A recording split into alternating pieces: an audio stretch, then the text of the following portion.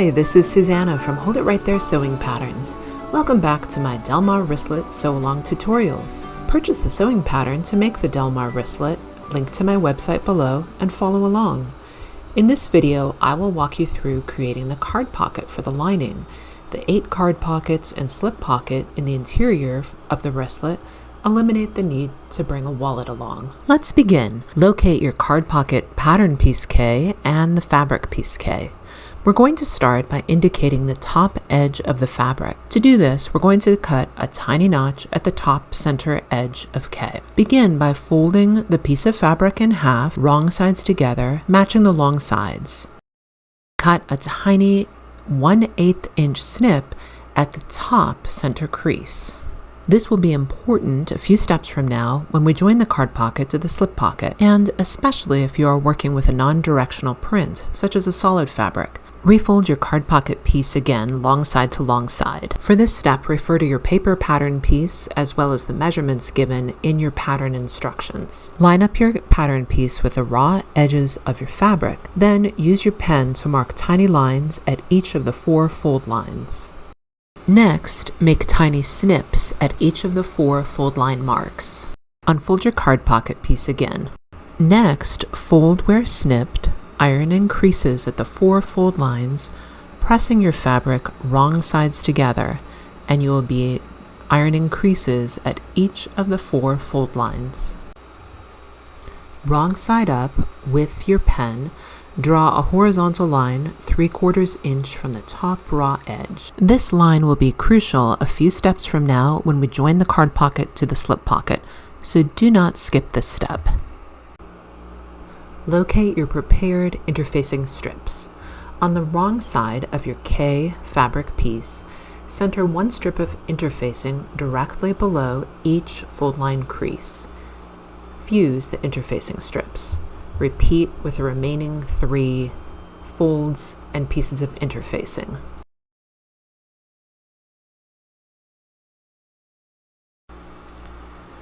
Turn your card pocket piece so that it is facing right side up. Top stitch close to each fold line. Begin with 1 fold line, then repeat with the remaining fold lines, top stitching until all 4 fold lines are top stitched. Refer to the pattern piece K for this step. Beginning with the bottom of the right side, bring fold line 1 to meet placement line 1 and press. Repeat with fold lines 2 through 4. There will be approximately 3/8 of an inch between each fold. Locate lining slip pocket J. We will be using the interfaced piece. Place right side up. Draw a line 1 1/4 inches from the bottom edge. This is an important placement line for our next step. Locate your prepared card pocket K. Turn the card pocket wrong side up and upside down with the previously marked 3/4 inch line at the bottom facing toward you as shown. The top edge is now facing you. Align the raw edge of the card pocket top with the line drawn 1 1/4 inches from the bottom edge of lining slip pocket J. The top edge of K matches up now with the line drawn on J. Pin in place. Sew along the line drawn on the wrong side of the card pocket. Refold the card pocket with the pockets evenly spaced, approximately 3/8 of an inch distance apart. Align the remaining raw edge of the card pocket with the bottom raw edge of the slip pocket. Pin or clip the edges in place. Using a 1/8 inch seam allowance, sew along the bottom edge and along the left and right sides. Using a washable fabric pen, draw a vertical center line as indicated in your pattern instructions. Then sew along that vertical line, backstitching to reinforce. Be sure you stop the stitches at the top of the card pocket and don't sew over the slip pocket. Locate the non-interfaced lining slip pocket J. Pin or clip the J pieces right sides together.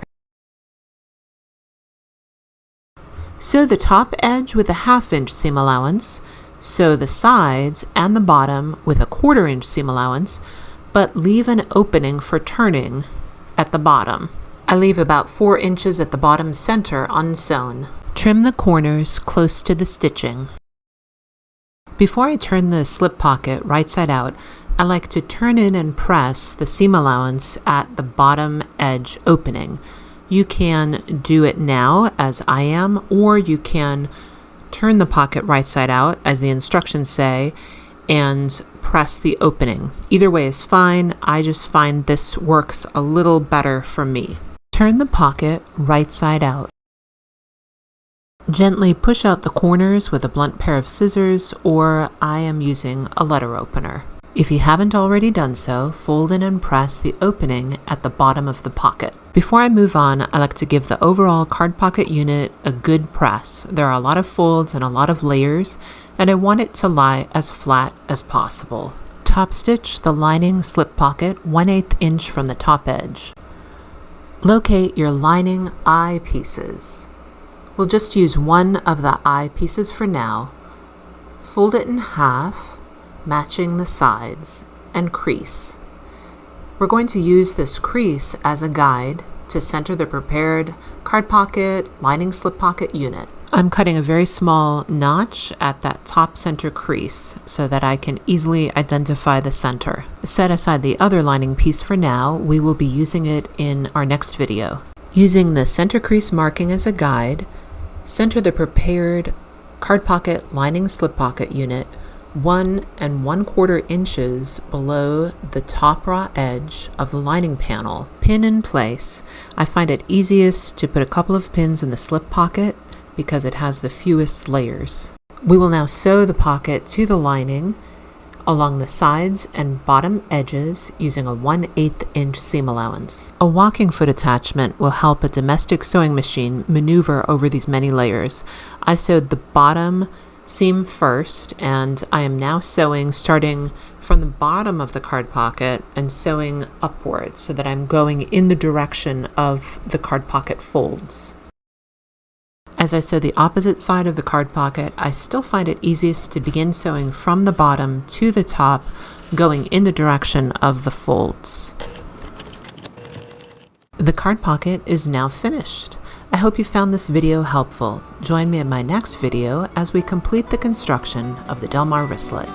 Happy sewing!